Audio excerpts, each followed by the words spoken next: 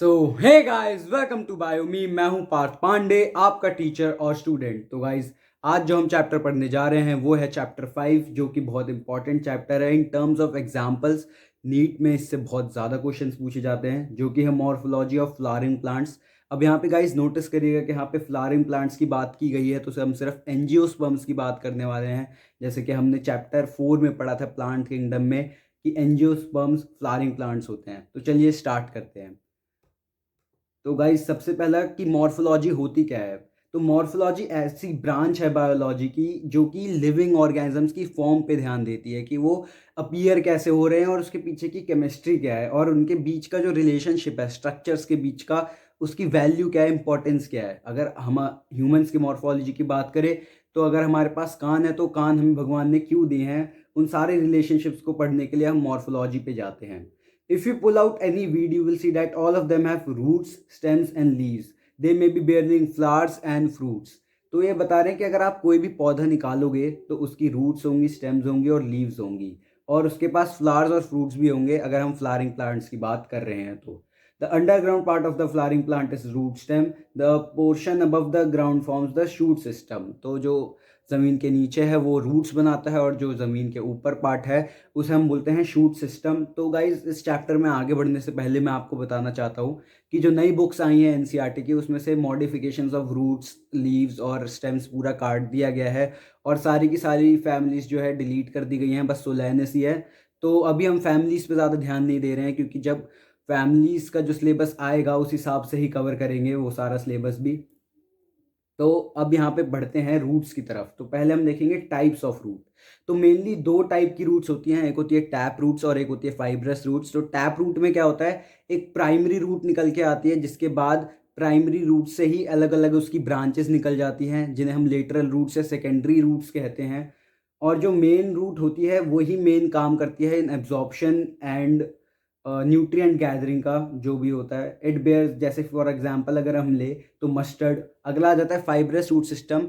इसमें क्या होता है कि प्राइमरी रूट आती तो है मगर वो लॉन्ग लिव्ड नहीं होती। प्राइमरी रूट पहले ही मर जाती है और उसके बाद जो सेकेंडरी रूट्स आती हैं वो बहुत ज़्यादा आती हैं, बहुत छोटी छोटी आती हैं और डायरेक्टली ओरिजिनेट होती हैं from the base of the stem. For example wheat. और ये ज़्यादातर किस में देखने को मिलती है, मोनोकॉट्स में देखने को मिलती है। मोनोकॉट्स कौन से प्लांट्स होते हैं, जिनके सीड में सिंगल कॉटिलेडॉन होता है, उसकी बात हम आगे करेंगे। और टैप रूट सिस्टम हमें ज़्यादातर डाइकॉट्स में देखने को मिलता है। एक तीसरी टाइप की रूट भी आती है जो कि होती है एडवेंशियस रूट्स। ऐसी रूट्स जो अगर तुम्हारी ज़मीन के नीचे से नहीं निकल रही हैं, रेडिकल से नहीं बन रही हैं, कहीं और से निकल रही हैं, तो उसे हम बोलेंगे एडवेंशियस रूट्स। जैसे कि आपने बैनियन का पेड़ देखा होगा, उसके अंदर से बहुत सारी रूट्स आ रही होती हैं, तो वो बेताल नहीं है, बेताल नहीं लटक रहा है, वो उसकी रूट्स हैं। तो अब इस रूट्स के यूजेस क्या क्या हैं। तो मेन फंक्शन तो क्या है, absorption of water and minerals, बचपन से पढ़ते आ रहे हैं। Providing proper anchorage. तो एंकरेज का मतलब क्या होता है कि जैसे आपने शिप्स देखी होंगी, उसके अंदर भी एक एंकर लगा होता है कि शिप पानी में सेल ना कर जाए। तो ऐसे ही रूट्स का भी यही काम होता है कि वो प्लांट को पकड़ के रखता है ताकि वो उड़ ना जाए या डिस्ट्रॉय ना हो जाए। और आगे हम काम देखें तो स्टोरिंग रिजर्व फूड मटेरियल। जैसे कि अगर हम यहाँ पे कैरेट की बात करें तो वो स्टोर करती हैं फूड मटेरियल्स को। Synthesize of plant growth regulators. Plant growth regulators बनाती हैं, हॉर्मोन्स जो होते हैं प्लांट्स के, वो जो है रूट्स बनाती है, जैसे कि फॉर एग्जांपल ऑक्सिन बनाती है। अगला आ जाता है रूट के रीजन्स कौन कौन से हैं। तो सबसे पहला जो रीजन है वो है root cap. The root is covered by at the apex by thimble like structure called the root cap. अब जो रूट की जो एपेक्स है, जो एंड पॉइंट है रूट का, वहाँ पे एक रूट कैप होती है, थिम्बल लाइक स्ट्रक्चर होती है, जो कि इसे प्रोटेक्ट करती है ताकि वो डैमेज ना हो जाए, जो एपेक्स है उसकी, और उसकी ग्रोथ रुक ना जाए।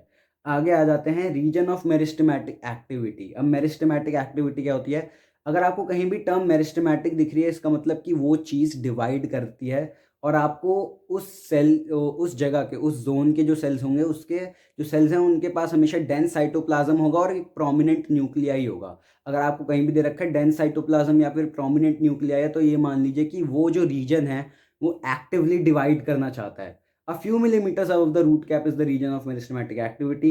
The cells of this region are very small, thin walled and with dense protoplasm. They divide repeatedly, जैसे कि मैंने आपको। आगे आ जाते हैं रूट रीजन ऑफ इलोंगेशन में। अब जो प्रॉक्सिमल टू द रोमा, अब रोमा क्या है यहाँ पे, region of meristematic activity. Proximal का मतलब उसके साथ में, उसके पास में ही, is the ROE, region of elongation. तो जब ये सेल्स अपनी डिवाइड करने की एबिलिटी खो देते हैं, मेरिस्टेमेटिक वाले सेल्स अपनी एबिलिटी खो देते हैं डिवाइड करने की, वो बना देते हैं रीजन ऑफ इलोंगेशन, और वो बढ़ते रहते हैं, मतलब ग्रो होते हैं इन साइज। वो डिवाइड नहीं करते हैं मगर इन साइज ग्रो करते रहते हैं, जिससे कि इलोंगेट हो जाता है। और फिर यही जो इलोंगेटेड सेल्स हैं ये डेड हो जाते हैं, और इन्हें हम कहते हैं रीजन ऑफ मैच्योरेशन। मतलब कि अब वो मैच्योर हो गए हैं, अब वो ना ही तो डिवाइड कर सकते हैं और ना ही तो वो इलोंगेट कर सकते हैं। तो इसे हम रोम कहेंगे यहाँ पे, रीजन ऑफ मैच्योरेशन को। आगे आ जाता है रीजन रूट हेयर्स। तो अब यहाँ पे रीजन ऑफ मैच्योरेशन में ही कुछ सेल्स ऐसे होते हैं, एपिडर्मल सेल्स, मतलब सबसे बाहर के सेल्स ऐसे होते हैं जो कि थ्रेड लाइक स्ट्रक्चर्स बना देते हैं, जिसके हम रूट हेयर कहेंगे। These root hair absorb water and minerals. तो एब्जॉर्ब करने का काम कौन कर रहा है, मेनली ये हेयर ही कर रहे हैं। तो आपने पहले पढ़ा रूट कैप आ गई, उसके बाद जो है रीजन ऑफ मेरिस्टेमेटिक एक्टिविटी आ गई जहाँ पे सेल्स रैपिडली डिवाइड कर रहे हैं। फिर रीजन ऑफ इलोंगेशन आ गया जहाँ पे उन्होंने डिवाइड करने की एबिलिटी खो दी है मगर वो ग्रो कर रहे हैं कंटिन्यूसली।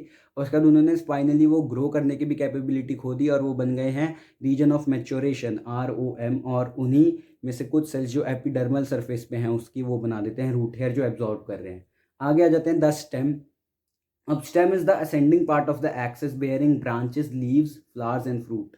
अब यहाँ पे ये असेंडिंग पार्ट है, मतलब कि ये ऊपर जाता रहता है, और रूट जो है डिसेंडिंग पार्ट है, मतलब वो नीचे आती रहती है। It develops from the plumule of the embryo of a germinating seed. अब मैं आपको एक पॉइंट बताना भूल गया कि जो रूट होती है वो ग्रो करती है from the radical of an embryo जो कि होता है सीड के अंदर, और जो स्टेम है वो डेवलप होता है फ्रॉम द प्ल्यूम्यूल जो कि एम्ब्रियो के अंदर होता है।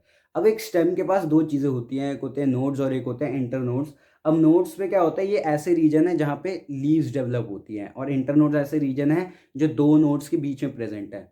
अब मैं आपको यहाँ पे एक फन फैक्ट बताना चाहूँगा, आपको बचपन से लगता आता होगा कि सबसे पहले ब्रांचेज आती हैं फिर उसके ऊपर लीव्स आती है, मगर ऐसा नहीं होता है। पहले स्टेम बनती है, उसमें जो नोड्स हैं उस पर लीफ बनती है, फिर लीफ और स्टेम के बीच का जो एंगल बनता है उस एरिया को हम कहते हैं एक्सिल। वहाँ पे एक एक्सिलरी बड आती है, उस एक्सिलरी बड से ही जो है ब्रांच बनती है, और फिर उस ब्रांच पे और ज़्यादा नोड्स बनती हैं, और उन नोड्स में फिर से लीव्स आने लगती हैं। तो पहले लीफ बनी, और लीफ और स्टेम के बीच में एक्सिलरी बड बनी, उसके बाद ब्रांचेस बनती हैं।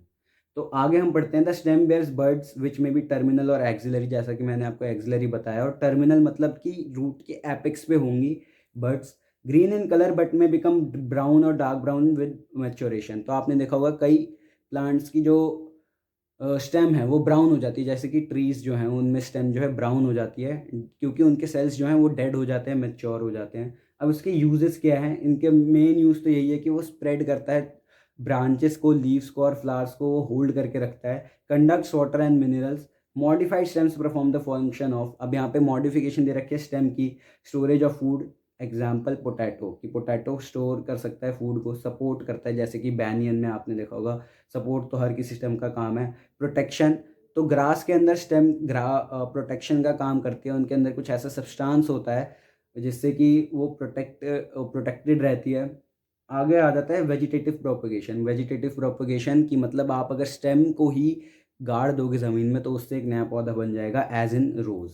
तो आगे हम आ जाते हैं लीफ पे। तो लीफ जो है वो सबसे इंपॉर्टेंट वेजिटेटिव पार्ट है। अब वेजिटेटिव पार्ट और रिप्रोडक्टिव पार्ट क्या होता है, वेजिटेटिव पार्ट जो एक प्लांट को जिंदा रखने में मदद करे, और रिप्रोडक्टिव प्लांट पार्ट जो उसकी रिप्रोडक्शन में हेल्प करे।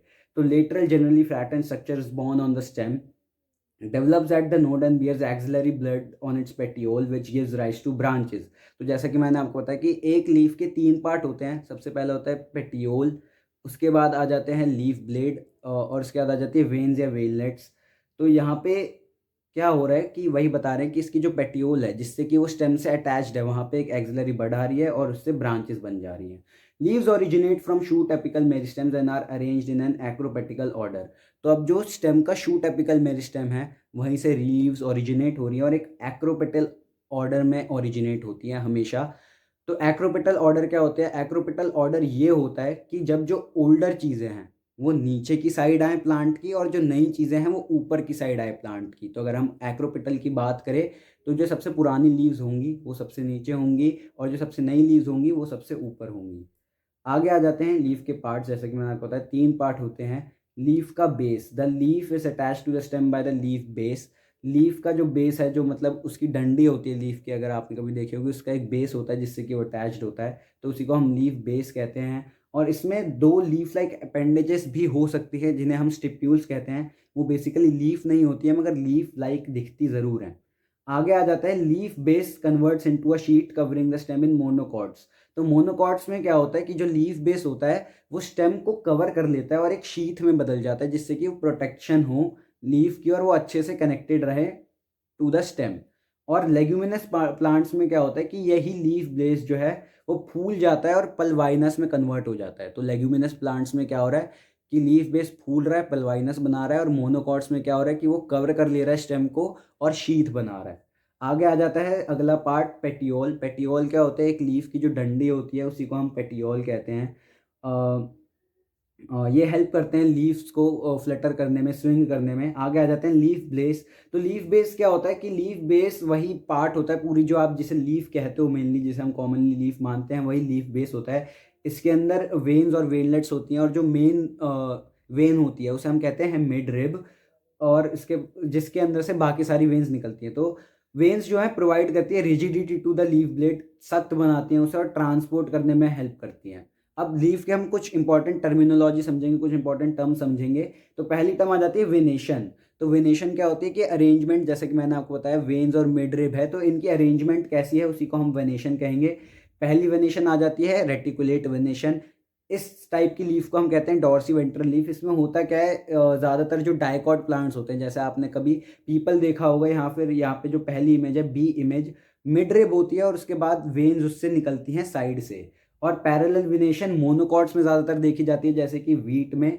और इसमें सारी जो वेन्स हैं वो एक दूसरे के पैरेलल घूमती हैं, और इसलिए इसे आइसो बायलेटरल लीफ भी कहते हैं। आइसो बायलेटरल क्यों? क्योंकि ये दोनों साइड से सेम है। तो आगे आ जाते हैं टाइप्स ऑफ लीव्स। तो अब यहाँ पे टाइप्स ऑफ लीव्स हमें देखनी है। पहली आ जाती है सिंपल लीव्स। तो सिंपल लीफ वही होती है कि जब जो लीफ का बेस है, मतलब जो लीफ का जो ब्लेड है, लैमिना जो है, वो उसके अंदर कोई भी कट्स नहीं है, और अगर कट्स हैं भी तो वो उसकी मिड रिप तक नहीं पहुंच रहे हैं। जैसे कि फॉर एग्जांपल पीपल, पीपल की आपने पत्ती देखी होगी तो पूरी पत्ती होती है, कटी कटी नहीं होती है। कंपाउंड लीव्स में क्या होता है कि कट्स आ जाते हैं और वो कट्स इतने डीप हो जाते हैं कि वो मिड रिप तक पहुंच जाते हैं, जिसकी वजह से हमें लगता है कि लीफ बहुत सारे पार्ट्स में बढ़ गई है। तो अब इसके भी बहुत 2 टाइप की लीफ आ जाती है कंपाउंड लीव्स में। पहली होती है पामलेट लीफ। पामलेट लीफ में क्या होता है कि जब आपने कट्स लगा दी और बहुत सारी लीफलेट्स बन गई, अब ये जो छोटे छोटे हमें लीफलेट्स दिख रही हैं एक ही लीफ की, वो सारी एक ही कॉमन पॉइंट पे अटैच्ड हैं, जो कि है tip of the petiole. Tip of the petiole पे सारी लीफलेट्स अटैच्ड हैं अगर, तो उसे हम कहेंगे palmately leaf. For example silk cotton. अगला आ जाता है पिनेटली लीव्स। जैसे कि हमने चैप्टर 4 में पढ़ा था, साइकस के पास होती है पिनेटली लीव्स। इसमें क्या होती है कि सारी की सारी लीफलेट्स जो है कॉमन एक्सिस पे प्रेजेंट होती है, जिसे कि हम कहते हैं रैचेस, जो कि उस लीफ की मिड रिब होती है। अब मैंने आपको बताया कि मिड, जब जो कट्स होते हैं वो मिड रिब तक पहुंच जाए तो छोटे छोटे लीफलेट्स बन जाते हैं। तो यहाँ पे वो सारे जो है मिड रिब से अटैच्ड हैं, और उस मिड रिब को हम यहाँ पे कह रहे हैं रैचेस। फॉर एग्जांपल नीम या फिर साइकस। तो अब हम यहाँ पे देखते हैं कि a bud is present on the axil of petiole, कि कंपाउंड लीफ हो या सिंपल लीफ हो, दोनों की जो पेटियोल है उस पर एक्सिलरी बर्ड प्रेजेंट होगी और उन दोनों से ही ब्रांच बनेगी। मगर जैसा कि मैंने आपको बताया कि वो जो लीफलेट्स हैं, हर एक लीफलेट के जो पेटियोल है उस पर कभी भी एक्सिलरी बर्ड नहीं आएगी, सिर्फ लीफ के जो पेटियोल है उस पर एक्सिलरी बर्ड आएगी। जैसे कि यहाँ पे आप देख सकते हैं रिप्रेजेंटेशन में कि ये जितनी सारी आपको रैचेस के साइड साइड में दिख रही हैं सारी लीफलेट्स हैं। अगर ये कट्स ना आते इसमें तो ये पूरी एक लीफ होती, और आप देखेंगे उसी, जब आप सबसे नीचे जाएंगे तो वहीं पे एक एक्सिलरी बड भी है। तो सिर्फ एक लीफ के पास एक्सिलरी बड होती है, लीफलेट के पास एक्सिलरी बड नहीं होती है। आगे आ जाते हैं फाइलोटैक्सी। फाइलोटैक्सी क्या होता है कि अरेंजमेंट ऑफ लीव्स कैसे है एक स्टेम पे। तो पहला आ जाता है ऑल्टरनेट। जब हर एक नोड पे एक लीफ प्रेजेंट हो मगर ऑल्टरनेटली, अगर एक राइट पे है तो अगली वाली लेफ्ट पे होगी, फिर अगली वाली राइट पे, फिर अगली वाली लेफ्ट पे। For example rose, mustard and sunflower. Opposite एक नोड पे 2 लीव्स आ जाना, जैसे कि फॉर एग्जांपल कैलोट्रॉपिस या फिर गुआवा, आप इमेजेस में भी देख रहे होंगे।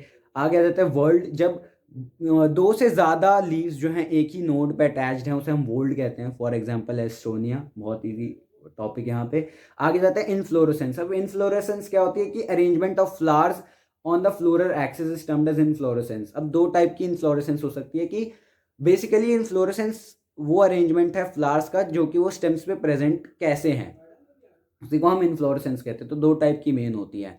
पहला होता है रेसिमोस। रेसिमोस में क्या होता है, एक्रोपिटल अरेंजमेंट होता है।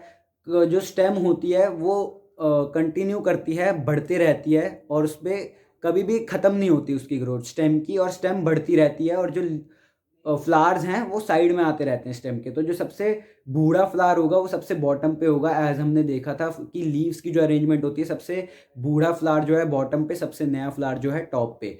और इसके बिल्कुल ही अपोजिट, पैरेलल अपोजिट होती है साइमोस, जिसमें जो स्टेम है उसकी ग्रोथ रुक जाती है क्योंकि उसके जो एपेक्स होता है वहाँ पे फ्लावर आ जाता है। तो अब सबसे पहला फ्लावर ही टिप पे आया है, तो सबसे जो ओल्डर फ्लावर है वो टॉप पे होगा और जो सबसे नया फ्लावर है वो बॉटम पे होगा, एकदम कंप्लीट अपोजिट रेसिमोस के। तो अब यहाँ पे आ जाते हैं, हम फ्लावर की बात कर ही रहे हैं तो हम अब टॉपिक पढ़ते हैं द फ्लावर। ये रिप्रोडक्टिव यूनिट होता है एक प्लांट का। A flower is a modified shoot wherein the shoot apical meristem changes to a floral meristem. तो अब फ्लावर कैसे बनता है? फ्लावर तब बनता है जब एक शूट एपिकल मेरिस्टेम कन्वर्ट हो जाता है फ्लोरल मेरिस्टेम में। तो the apex produces different kinds of floral appendages laterally at successive nodes instead of leaves.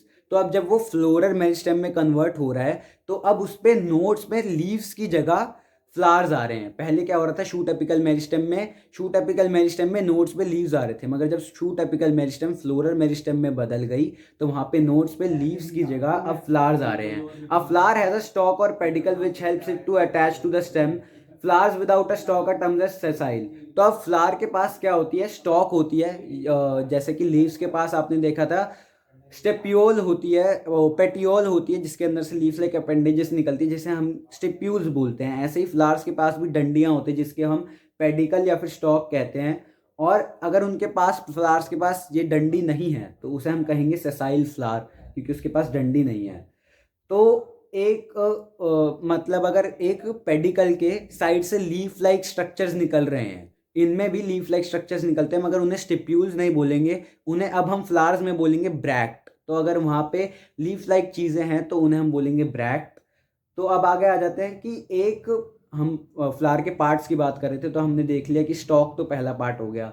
दूसरा पार्ट है कि इसी स्टॉक के, इसी डंडी के एक स्वोलन पार्ट को, स्वोलन एंड को हम कहते हैं थैलेमस या फिर रिसेप्टिकल, जहाँ पे सारे के सारे वोल्स लाए करते हैं। अब वोल्स क्या है, collection of all the flower parts. अब अगर कोई भी फ्लावर का प्लांट है उसकी कोई कलेक्शन है एक साथ तो उसे हम वोल कहते हैं। चार टाइप के बेसिकली वोल्स होते हैं। तो पहला आ जाता है वेजिटेटिव वोल्स, जिसके अंदर आ जाता है calyx, collection of sepals, corolla, collection of petals. और अगला आ जाता है reproductive whorls, androecium, collection of stamens, and gynoecium, collection of pistils या फिर कार्पल्स। आगे जाते हैं, फ्लावर के बारे में और कुछ बातें कर लेते हैं कि in some flowers like lily the calyx and corolla are not distinct and joint together termed as perianth. तो लिली में क्या होता है कि कैलिक्स और कोरोला एक साथ जुड़े होते हैं, उसको ऐसे टाइप के जो अरेंजमेंट है उसे हम कहते हैं पेरियंथ। और उसे फिर हम कैलिक्स या कोरोला नहीं कहेंगे, जब सेपल्स और पेटल्स एक साथ अटैच हो गई हैं उसे हम कह रहे हैं perianth. If a flower has both androecium and gynoecium it is termed as bisexual flower. तो अगर एक फ्लावर के पास दोनों एंड्रोशियम भी है गायनोशियम भी है तो एक बायसेक्सुअल फ्लावर है, और अगर उसके पास सिर्फ एक है, या तो सिर्फ एंड्रोशियम है या तो सिर्फ गायनोशियम है, तो यूनिसेक्सुअल फ्लावर है। अब यहाँ पे कंफ्यूजन क्या होती है कि यूनिसेक्सुअल फ्लावर जो है वो यही डिस्क्राइब करेगा कि प्लांट भी यूनिसेक्सुअल है। ऐसा नहीं हो सकता, एक यूनिसेक्सुअल फ्लावर जो है वो एक बायसेक्सुअल प्लांट पे भी लगा हो सकता है। और एक बायसेक्सुअल प्लांट क्या होता है कि उस पे एक यूनिसेक्सुअल फ्लावर है, मान लो एंड्रोशियम वाला, तो उसी प्लांट पे एक यूनिसेक्सुअल फ्लावर होगा गायनोशियम वाला, तो एक बायसेक्सुअल प्लांट भी बनाएगा। तो आगे आ जाता है सिमेट्री ऑफ फ्लावर पे। तो सिमिलर होती है, जैसे कि हमने चैप्टर 5 में पढ़ा पिछली वीडियो में, एनिमल किंगडम में, उस टाइप की सेम सिमेट्री है। तो पहले आ जाती है एक्टिनोमॉर्फिक सिमेट्री है। एक्टिनोमॉर्फिक सिमेट्री सिमिलर है रेडियल सिमेट्री के, किसी भी प्लेन से आप कट लगा दो, दो इक्वल हाफ्स में डिवाइड हो जाएगा flower. For example mustard, chilli, दतूरा। आगे आ जाता है जाइगोमॉर्फिक फ्लावर। तो इसमें क्या होता है कि सिर्फ आप अगर प्लेन में सिर्फ एक साइड से काट रहे हो, किसी एक प्लेन से ही काट रहे हो, तभी वो डिवाइड होगा। ये सिमिलर होता है बायलेटरल सिमिट्री के इन एनिमल्स, जैसे कि example pea gulmohar, bean cassia, और एसिमेट्रिकल फ्लावर जिनके अंदर कोई भी सिमिट्री नहीं है, फॉर एग्जांपल कैना। तो आगे जाते हैं types of flowers based on the number of whorls. तो अब कितने नंबर ऑफ वोल्स हैं उसके हिसाब से ट्राइमेरस फ्लावर्स में 3 वोल्स होंगे, टेट्रामेरस में 4 वोल्स होंगे, पेंटामेरस में 5 होंगे। मतलब कि अगर गायनोशियम है उसके अंदर तो वो 5 होंगे, एंड्रोशियम है उसके अंदर 5 होंगे। तो सम फ्लावर्स है, जैसे कि ये पॉइंट मैंने आपको बता दिया कि कुछ फ्लावर्स की जो डंडियां होती हैं उनके अंदर लीफ लाइक स्ट्रक्चर्स होते हैं जिन्हें कि हम ब्रैक्ट्स कहते हैं, और ऐसे टाइप के फ्लावर्स को हम ब्रैक्टिएट फ्लावर्स कहते हैं, और जिनके अंदर नहीं होती है उसे हम ई बैक्टिएट फ्लावर्स कहते हैं। तो अब types of flowers based on the position of whorls with respect to thalamus या ओवरी।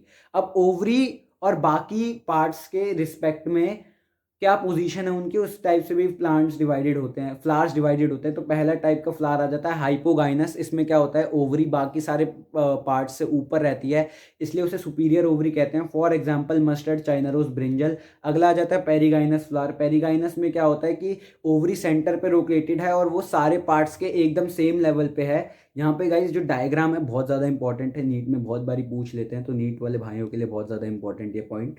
तो इस टाइप की ओवरी को हम कहेंगे हाफ इंफीरियर, क्योंकि साथ में ही है सारे पार्ट्स के। फॉर एग्जांपल प्लम, पीच, रोज। अगला आ जाता है एपिगाइनस फ्लावर। एपिगाइनस फ्लावर में क्या हो रहा है कि थैलेमस के साथ ही ओवरी जुड़ गई है और बाकी सारे प्लांट पार्ट्स जो हैं वो थैलेमस के ऊपर होते हैं, तो इसलिए इंफीरियर ओवरी है, ओवरी सबसे नीचे है। फॉर एग्जाम्पल गुआवा, कुकुम्बर, या फिर रे फ्लोरेट्स ऑफ सनफ्लावर। अगला आ जाता है पार्ट्स ऑफ फ्लावर, कि फ्लावर के पार्ट्स कौन कौन से। तो सबसे पहला पार्ट है कैलिक्स, ये बना होता है सेपल का। अब सेपल क्या होता है, ये ग्रीन चीज़ें होती हैं, लीफ लाइक स्ट्रक्चर्स होती है जो कि फ्लावर को बचाती है इन इट्स बड फॉर्म। जब फ्लोरल मेरी स्टेम से बड बन ही रहा होता है तब उस टाइम पे जो सेपल्स हैं वो प्रोटेक्ट करता है फ्लावर को। तो फ्लावर्स में भी गैमोसेपलस, गैमोसेपलस क्या होता है, जब सारे के सारे सेपल्स एक दूसरे से अटैच्ड हों, और पॉलीसेपलस जब सारी सेपल्स फ्री हों। अगला आ जाता है कोरोला। कोरोला कंपोज होती है पेटल्स की, पेटल्स अट्रैक्ट करती है इंसेक्ट्स फॉर पॉलिनेशन। और फ्लावर्स में भी सेम है सेपल्स की तरह, गैमोपेटलस हो सकता है कि सारी पेटल्स अटैच्ड हैं एक दूसरे से, यूनाइटेड हैं, या फिर पॉलीपेटलस है कि पेटल्स सारी फ्री हैं, सेपरेट हैं। अगला आ जाता है एस्टिवेशन। एस्टिवेशन क्या होता है कि अब सेपल्स और पेटल्स के अरेंजमेंट कैसी है एक दूसरे के रिस्पेक्ट में।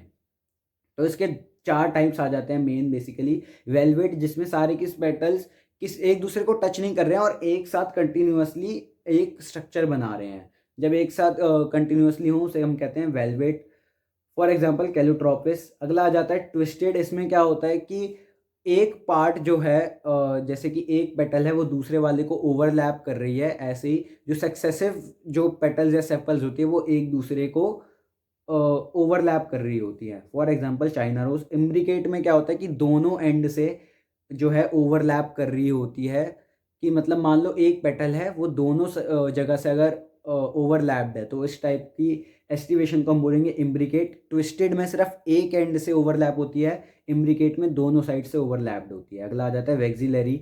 वैक्सिलरी में बेसिकली 5 टाइप की पेटल्स या सेपल्स होती हैं। सबसे बड़े वाले को हम स्टैंडर्ड कहते हैं, उसके बाद जो उसके साइड में 2 होते हैं उसे हम विंग्स कहते हैं, और जो सबसे छोटा होता है नीचे उसे हम कील कहते हैं, वो भी 2 होते हैं।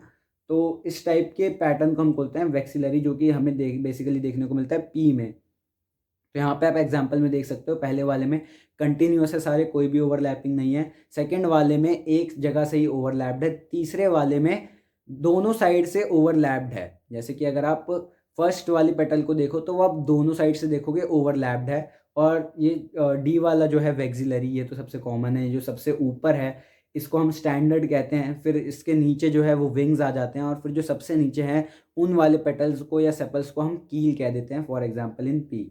तो पार्ट्स ऑफ फ्लावर में आगे आ जाता है वो रिप्रोडक्टिव पार्ट्स, जैसे कि पहला है एंड्रोशियम। एंड्रोशियम कंपोज होता है स्टेमन्स का, और स्टेमन्स होते हैं male reproductive parts. Each stamen consists of anther and filament. The anther is usually bilobed and each lobe has 2 pollen sacs where the pollen grains develop. तो हर एक स्टेमन के अंदर एक एंथर होता है और एक फिलामेंट होता है, और एंथर जो है बाइलोब्ड होता है, उसके अंदर 2 लोब्स होते हैं, और लोब्स के अंदर पोलन सैक्स होते हैं जिनके अंदर पोलन ग्रेन्स डेवलप्ड होते हैं, जिनके अंदर मेल गैमीट होता है बेसिकली। तो अगर स्टेमन के अंदर अगर पोलन ग्रेन नहीं बन रहे हैं और अगर वो स्टेराइल है, मतलब कि वो रिप्रोड्यूस करने के केपेबल नहीं है, तो ऐसे स्टेमन को हम बोलेंगे स्टेमिनोड।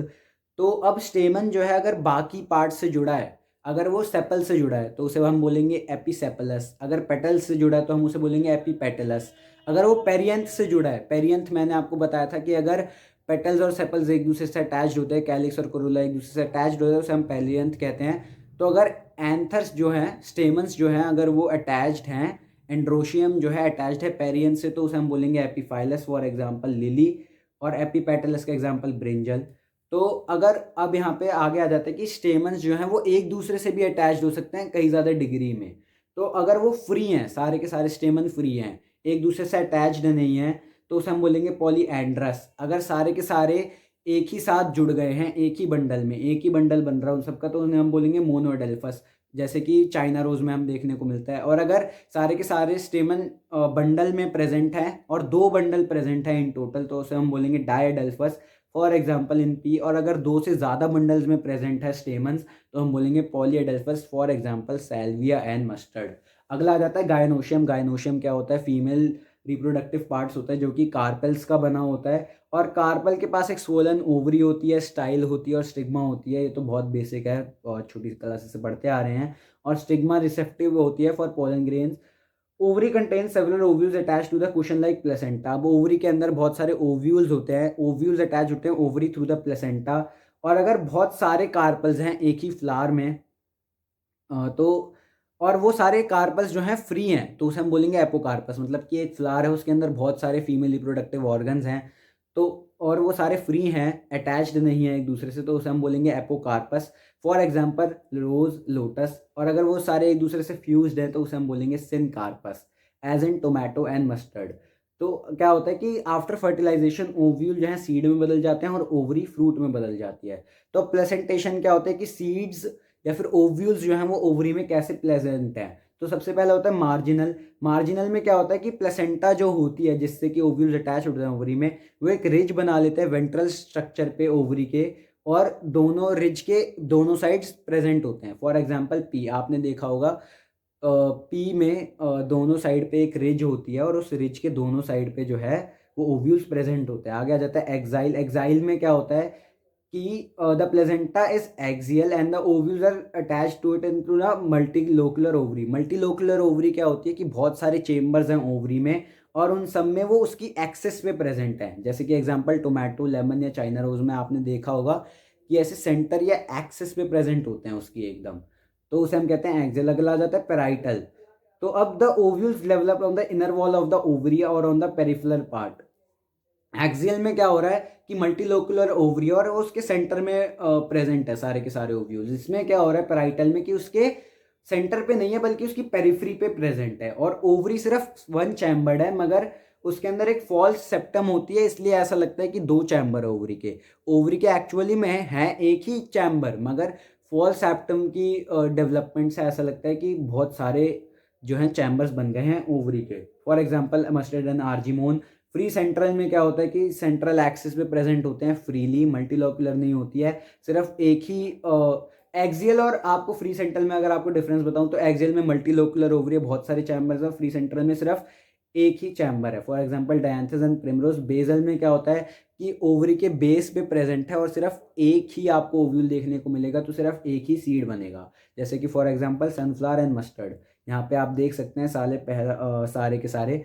तो जो पहला वाला है वो है आपका मार्जिनल वाला, अगला आ जाता है एक्सियल वाला, फिर अगला आ जाता है बेजल वाला, फिर फ्री सेंट्रल, और उसके सॉरी लास्ट वाला जो है वो बेजल है, डी वाला जो है वो फ्री सेंट्रल, और ये थर्ड वाला पेराइटल है। अगला आ जाता है फ्रूट। अब फ्रूट क्या होता है कि जो ओव्यूल है वो तो सीड में बदल जाता है, मगर जो ओवरी है वो फ्रूट में बदल जाती है। अब एक फ्रूट के पास एक पेरिकार्प होता है और एक सीड होती है। तो पेरिकार्प क्या हो गया, एक टाइप से फ्रूट की कवरिंग हो गई और उसके अंदर सीड होगा। और अगर फ्रूट बिना फर्टिलाइजेशन के बना है, ऐसे फ्रूट को हम कहेंगे पार्थिनोकार्पिक फ्रूट। और पेरिकार्प जो है वो ड्राई भी हो सकती है, फ्लैशी भी हो सकती है। जो फ्रूट की कवरिंग है ड्राई भी हो सकती है, फ्लैशी भी हो सकती है। पेरिकार्प के तीन इंपॉर्टेंट पार्ट्स होते हैं, एपिकार्प, मेसोकार्प और एंडोकार्प। अब जैसे कि आपने मैंगो या कोकोनट देखा है, ऐसे टाइप के फ्रूट को हम कहते हैं ड्रूप। ड्रूप क्यों कहते हैं? क्योंकि वो मोनोकार्पल सुपीरियर ओवरी से बना है। अगर कोई भी फ्रूट जो है वो मोनोकार्पल यानी कि सिर्फ एक ही कार्पल है और सुपीरियर ओवरी से बना है, ऐसे टाइप के फ्रूट को हम बोलेंगे ड्रूप, और इनका सिंगल सीड होता है।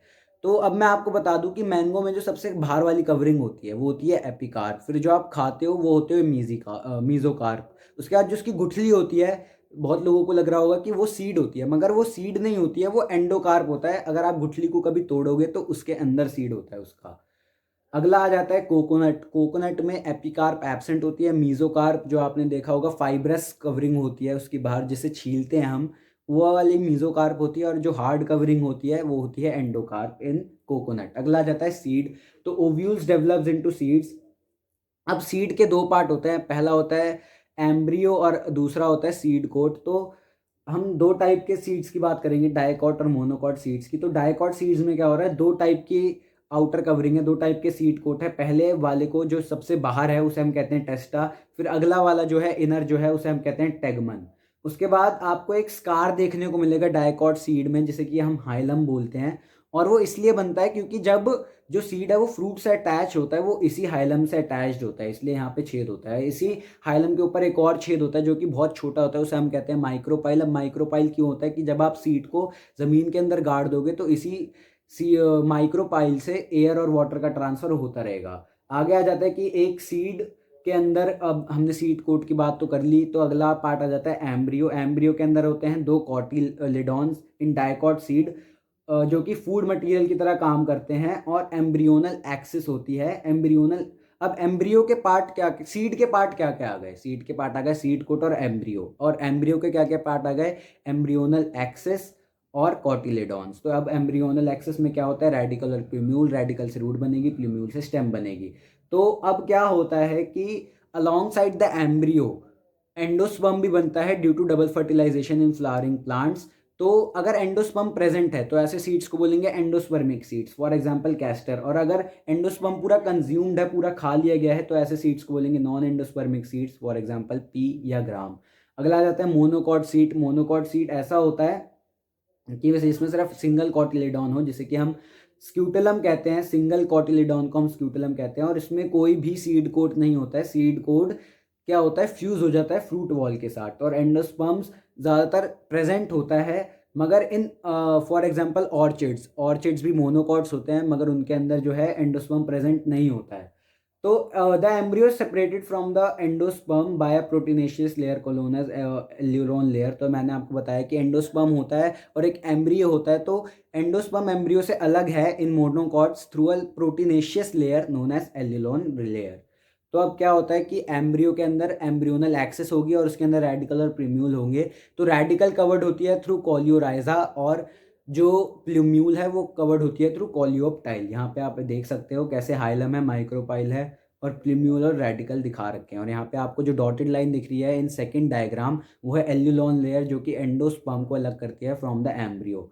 अब technical description of the flower, ये लास्ट टॉपिक है। तो अब हम किसी फ्लावर को डिस्क्राइब करते हैं वो उसके फ्लोरल फॉर्मूला से करते हैं और डायग्राम से करते हैं। तो अब यहाँ पे बहुत सारे लेटर्स दे रखे हैं, जैसे कि अगर बी आर है तो उस फ्लावर में ब्रैक्ट्स होंगे, जैसे कि मैंने आपको बताया था कि डंडी के नीचे लीफ लाइक स्ट्रक्चर ब्रैक्ट्स होंगे। के से कैलिक्स, सी से कोरोला, ए से एंड्रोशियम, जी से गाइनोशियम। अब अगर जी के नीचे लाइन है तो सुपीरियर ओवरी है, और अगर जी के ऊपर लाइन है तो इंफीरियर ओवरी है। यहाँ पे मैंने गलत लिख दिया है थोड़ा, यहाँ पे आप करेक्ट कर लीजिएगा कि जी के नीचे अगर लाइन है तो फिर उसे हम कहते हैं सुपीरियर ओवरी, और अगर जी के ऊपर लाइन है, सर के ऊपर लाइन है, तो उसे हम कहते हैं inferior ovary. Male, bisexual, female. Actinomorphic मतलब कि रेडियल सिमिट्री, जाइगोमॉर्फिक मतलब कि बाइलेटरल सिमिट्री। अब यहाँ पे आपको कुछ मैंने दो एग्जांपल दे रखे हैं। तो अगर आपको किसी भी फ्लावर में फ्यूजन इंडिकेट करनी है तो आप ऐसे इंडिकेट कर सकते हो कि आप दूसरा फ्लोरल फॉर्मूला प्लॉट जो मैंने आपको दे रखा है, सी और ए को एक लाइन से ज्वाइन कर रखा है, तो इसका मतलब कि वो दोनों जो हैं वो फ्यूज्ड हैं। और अगर आपको डायग्राम में दिखाना है तो आप डायरेक्टली ज्वाइन कर सकते हो। तो पहले फ्लोरल प्लांट की बात कर लेते हैं। मस्टर्ड का जो है फ्लावर है, तो ये क्या है, एक्टिनोमॉर्फिक है, आप सिंबल से बता सकते हो। बाइसेक्सुअल है, और इसमें डायमेरस जो है वो वोल है। जैसे कि जो कैलिक्स है वो भी 2+2 के अरेंजमेंट में है।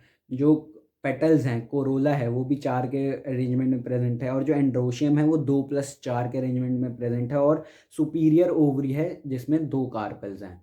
अगला आ जाते हैं सोलेनेसी के एग्जाम्पल पे। यहाँ पे आप देख सकते हैं कि, और यहाँ पे पहले वाले में आप देखेंगे कि पहले वाले में जो सेपल्स की या फिर कैलिक्स की जो एस्टिवेशन है वो है इम्ब्रिकेट वाली। इम्ब्रिकेट मतलब दोनों साइड से ओवरलैप हो रहा है, ट्विस्टेड वाली नहीं है, इम्ब्रिकेट वाली है। और जो पेटल्स की जो अरेंजमेंट है, कोरोला की जो अरेंजमेंट है वो है सिंपली वेलवेट वाली। तो पहले कैलिक्स की कौन सी हो गई, इम्ब्रिकेट, और कोरोला की कौन सी हो गई, वेलवेट। तो अब यहाँ पे आप देखेंगे, अगला सेकंड एग्जांपल पे आ जाते हैं कि जो कैलिक्स है वो है वेलवेट, और जो कोरोला है वो भी है वेलवेट, क्योंकि कंटिन्यूअसली प्लेजेंट है, मगर वो कनेक्टेड है। कोरोला जो है मतलब पेटल्स जो हैं वो कनेक्टेड हैं थ्रू स्टेमन या थ्रू एंड्रोशियम, और ऐसी टाइप को हम क्या कहते हैं, एपीपेटलस। मैंने आपको बताया था कि अगर पेटल्स अटैच्ड हो तो एपीपेटलस कहते हैं। इसलिए आप फ्लोरल डायग्राम में भी देखेंगे सी और ए जॉइन हो रखे हैं, इसका मतलब कि ये एपीपेटलस फ्लावर है, और जी के नीचे लाइन है तो ये सुपीरियर ओवरी है। तो guys thanks for watching, that's it for the video. आज की वीडियो शायद थोड़ी सी लंबी बन गई है, मगर ये जो मैं आपको इस चैप्टर के बारे में एक ही सलाह देना चाहूँगा कि आप एग्जाम्पल्स को रट लीजिए। ज़्यादातर सारे जो, जैसे कि फॉर एग्जांपल मस्टर्ड और चाइना रोज़ जो हैं वो आपको हमेशा साथ में देखने को मिलेंगे, और पी और ग्राम जो हैं आपको हमेशा साथ में देखने को मिलेंगे। तो आप ऐसे याद कर सकते हो चीज़ों को, और अपनी जो प्रिपरेशन है वो ज़्यादा अच्छे से बूस्टअप कर सकते हो। और मैं आपको ये कहूँगा कि इसमें आप एग्जाम्पल्स पे ज़्यादा ध्यान दो और टेक्निकल टर्म्स पे जो है ज़्यादा ध्यान दो। टिल देन थैंक यू, मिलते हैं नेक्स्ट वीडियो में जो कि है anatomy of flowering plants. Till then peace out.